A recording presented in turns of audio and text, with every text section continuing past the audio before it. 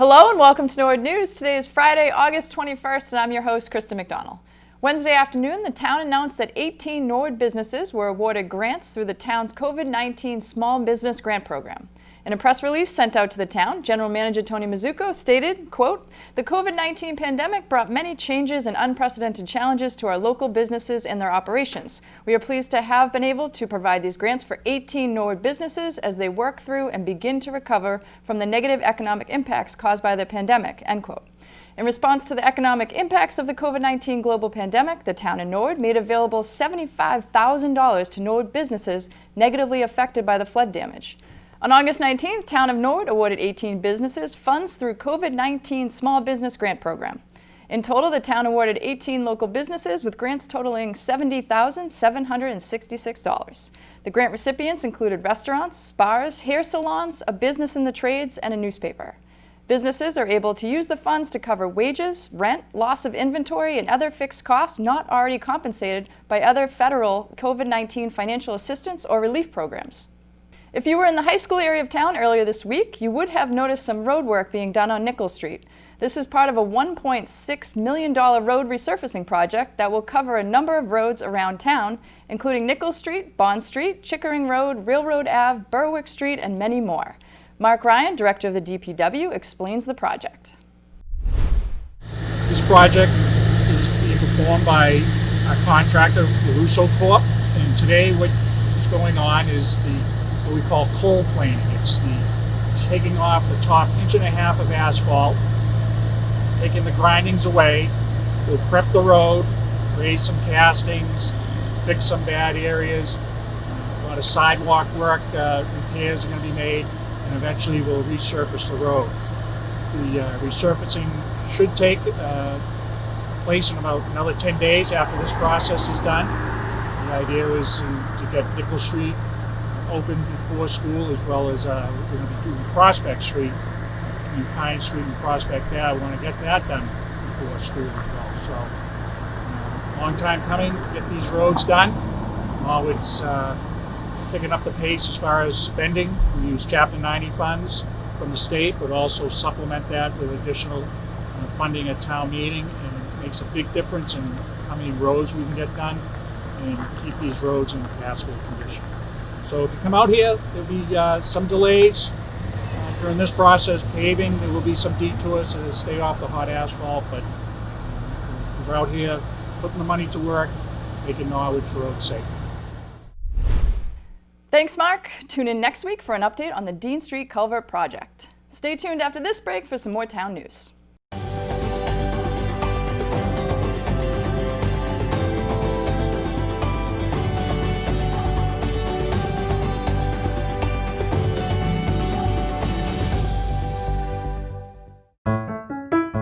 Do you want to stay up to date with Norwood Community Media?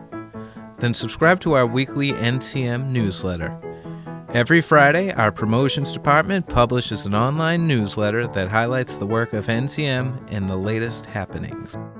It includes the full episode of Norwood News, recent clips from NCM programs, behind-the-scenes photos, and so much more. NCM works hard to deliver a steady stream of Norwood content, and this newsletter is another way to stay connected to Norwood. To receive the newsletter, just visit www.norwoodcommunitymedia.org. Scroll to the bottom of the page, click the Sign Up for Our Newsletter button, and enter some basic information. You'll then be added to our newsletter mailing list. It's all here on Norwood Community Media, your home for all things Norwood.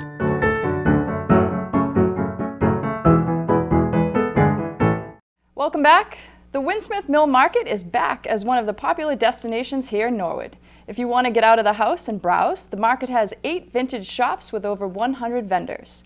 As you drive in, the first business you'll see is Remarkable Cleanouts, owned by Mark Waters.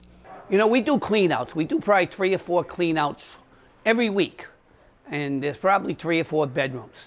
So we take everything in, we recycle as much as 80%. So we use Boomerang, Savers, Salvation Army, the veterans, whoever takes the donations at that time.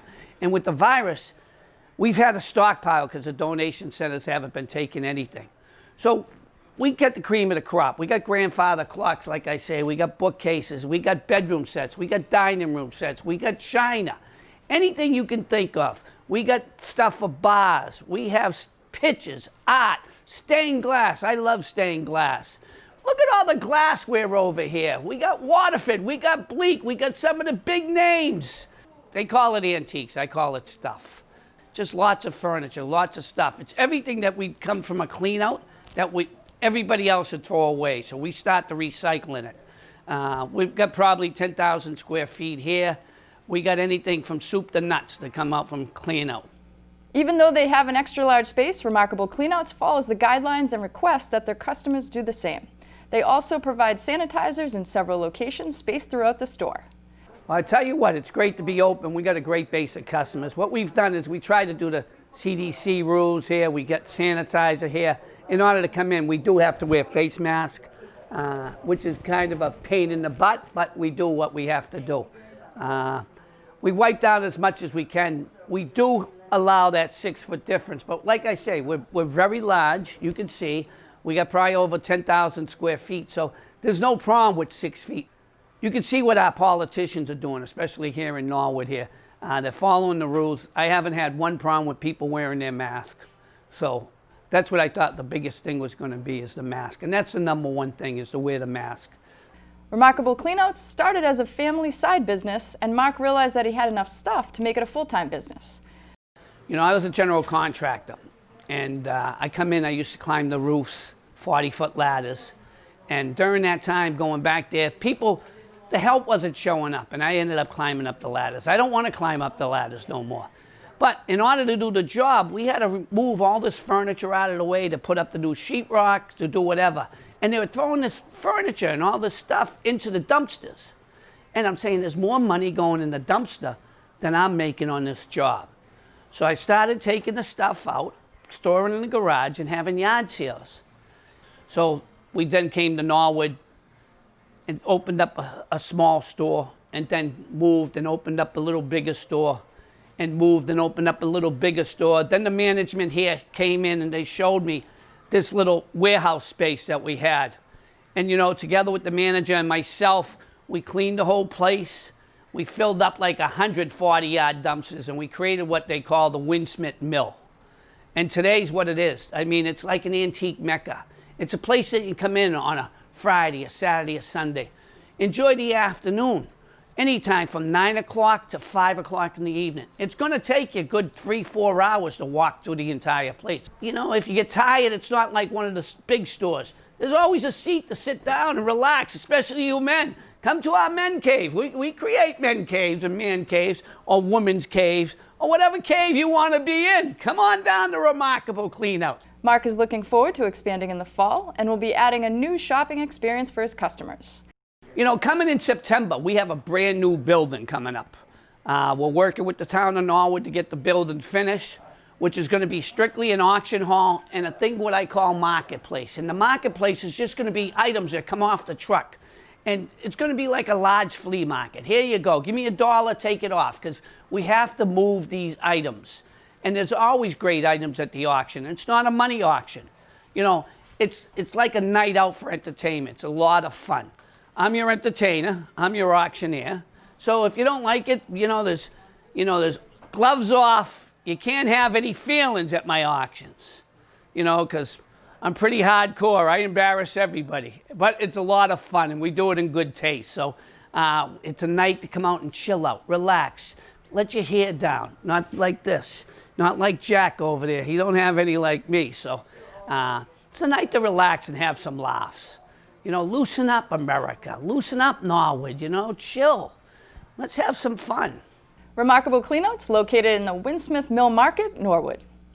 Much like the Winsmith Mill Markets, the Norwood Space Center had to get creative on the way they conduct business since the COVID-19 pandemic hit.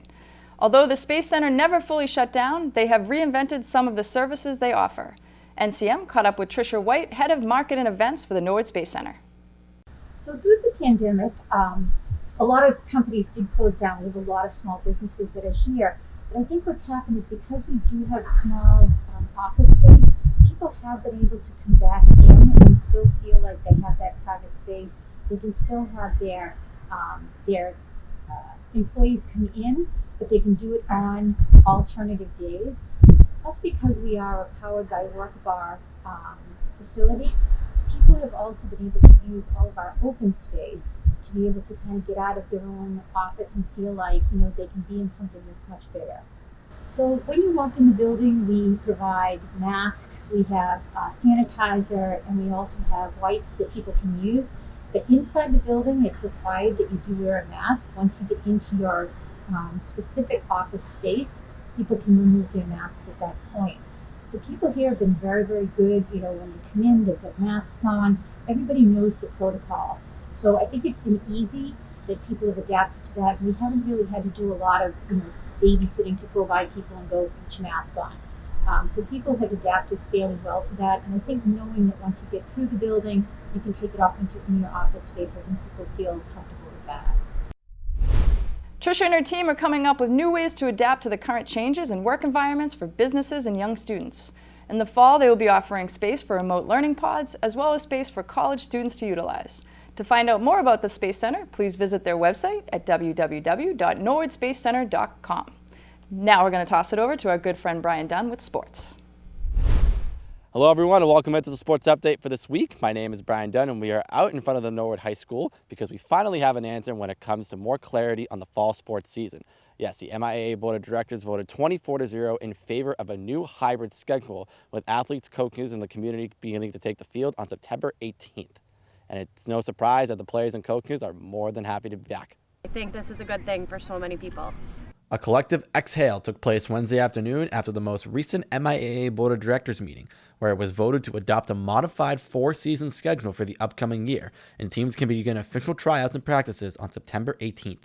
Norwood High School Athletic Director John Lowney said in a statement, quote, "We would like to thank the MIAA COVID Task Force for all their hard work in developing guidelines for athletic participation during the 2020-2021 school year. We look forward to reviewing those guidelines and developing a plan with our district and league partners that will provide athletic opportunities for our students at NHS during the 2020-2021 school year." And it just seemed like it was kind of good news that kept rolling in. So first, he tweeted out that they approved to move forward with the fall season. And then as they were working out some of the finer details, there was some other good information that came out too. There will be a fall 1 season, and kind of the way they worked it was that there'll be kind of 4 floating seasons throughout the year. So field hockey has been given the approval to go ahead in the first fall portion, and then it'll go right into the winter season. And then starting some point in February, I think towards the end of February, they'll have a fall 2 season where it looks like football and cheer will start out in that season. And then they really worked out a lot of fine points where if a team gets shut down in fall 1, it seems like they are going to let teams put in waivers to play in that fall 2 season if they don't get to finish out their season. So I was so excited to be seeing the tweets from Al and seeing the tweets from everyone saying that we were going to have a season, even though there's a few more factors to be worked out. It's still looking good and it's going to happen. I don't know, I feel like we have a lot of potential to be really good this year, and I'm excited to get back with my team, and we're just so close, and I feel like we get along so well, so I'm excited to see them again. I think that even though this season's obviously going to be different in a lot of ways, the role of being a captain doesn't really change. We still have the same responsibilities, and we have to make sure that everyone's fully engaged. Since we have a later start date, we need to make sure everyone is working out and preparing for the season so we can be as successful as possible. One big question mark leading into the fall was the risk football imposed in a pandemic setting. The MIAA COVID Task Force recommended the football season be played as the second installment of the fall sports season that will take place in February, giving players and coaches a chance to go forth with a football season. I think we kind of talked a little bit yesterday. We knew it was coming. I totally understand the vote. Football's a tough sport to play in the times that we are. I'm just glad that they pushed it and didn't cancel it altogether. So we now have a start date. We have something to work for. And, letting the other sports play, I think, is huge. I think we have to get these kids out and doing something. So as much as I wish we were part of that group that gets the okay to go, I'm glad the other sports did. And I think, with soccer playing and with those other sports, maybe we can find a way to get some 7-on-7 stuff going on, things like that. We'll see what happens. It's a new chapter in sports, and with uncertainty still in play, there's a lot to still sort out. The MIAA will meet again in early September and hopes to go forward with recommended modifications to specific sports that may need them, ultimately with the goal to have sports take place on September 18th. With the season in sight, it's no secret that the excitement is in the air for a fall sports season to return. In other sports news this week, the Babe Ruth League Championship Series wrapped up with the Rangers' 2-game sweep of the White Sox to capture this year's championship. Here's Rangers coach Pete Belanger with his thoughts on the victory. Yeah, it was a great game today. White Sox had great pitcher going today. We were able to hit him. And Jason, our pitcher, was lights out. Kids played pretty much a flawless game. White Sox are a good team, but this is our third championship in 4 years. And with the team we got, we're hoping to do a little bit more next year. But the kids had a great time. It was nice to have a season with all the Corona stuff going on. And just great to have baseball back in the field. Congratulations to the Rangers on a great summer season. And that's all for sports this week. Kristen, back to you. Thanks, Brian. Now that the school year is starting later, the Norwood Extended Day Summer Program has been given the approval to expand. Session 2 will run from Monday, August 24th until Friday, September 11th. If you are interested, call 781-551-3480, press the pound key, and select option 2. In government news, Monday night, the Sustainability Commission met to discuss the reports of their subcommittees. Brian Dunn began the meeting by presenting a video that the committee put together with suggestions of how residents can be more sustainable at home. Change your light bulbs to LED. There used to be a stigma that LED bulbs were harsh, but there are plenty of options now that will save you money in your lifetime. Remember to bring your reusable grocery bags, which are now allowed again in grocery stores. Compost. Now that we are all eating at home more, the food waste is adding up. If you can compost the organic matter, not only will you help give needed nutrients back to the earth, but you will save the town money by not putting the heaviest things, food scraps, into our landfill. You can use the compost bins around town, or even have a company like Black Earth come and pick up your composting weekly. More details about composting options are on the DPW's webpage. Other topics discussed during the meeting were solid waste, energy, public health, and resiliency. The next meeting for the Sustainability Commission will be September 21st. Tuesday night, the Zoning Board met with 2 items on their agenda. The first hearing of the night was a reconstruction hearing for 23 Lenox Avenue. After a brief discussion, the applicants withdrew their application with the intent to reapply to better fit the zoning guidelines. The second hearing of the night was a split lot at 600 Nichols Street. There was much discussion during this hearing, including neighbors that were in favor and those that were opposed to the plan. The final plan was to continue the hearing at a later date so that the members of the board can do further research on the property. The next ZBA meeting will be September 15th. The Finance Commission met Wednesday afternoon. The committee hosted some end-of-year budget discussions amid the COVID-19 pandemic and the effects it will have going forward. Members of the school committee outlined their end-of-year report and upcoming financial outlook, and the Finance Commission agreed to assist the school committee in any way they can to help with the school district funding for the upcoming year. That said, I'm not going to write you a blank check, but we're not going to one. So I won't go that far. But we will support you and do whatever we can to find you the funding that is definitely needed for this year. Okay, and so we'll work hard and we'll work together. Teresa Stewart, myself, and Bill Plasko have not set up our time for a meeting, but we are planning on meeting. And at that point, and we'll probably bring in Mr. Mizuko and Mr. Thompson with us and have some good discussions about what we can do with our current budget and how we can move things around to assist everybody, including general government and you folks, in your needs because of changes with COVID.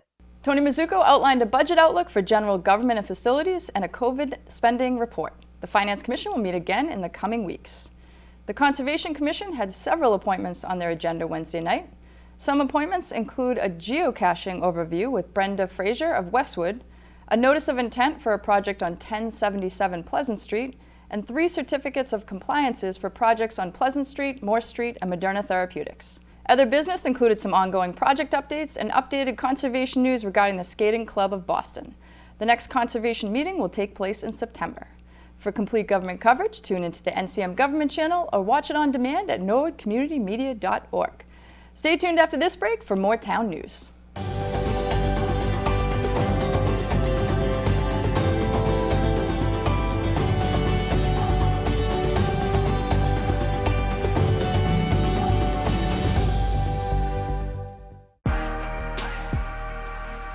Your home for all things Norwood, online at norwoodcommunitymedia.org.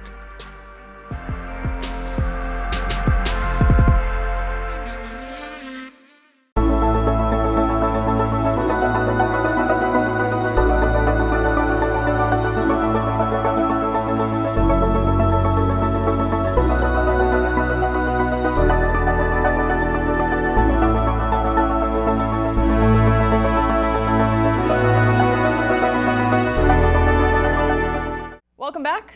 There have been Be Well signs posted around the Norwood community encouraging Norwood to be well in this time of need.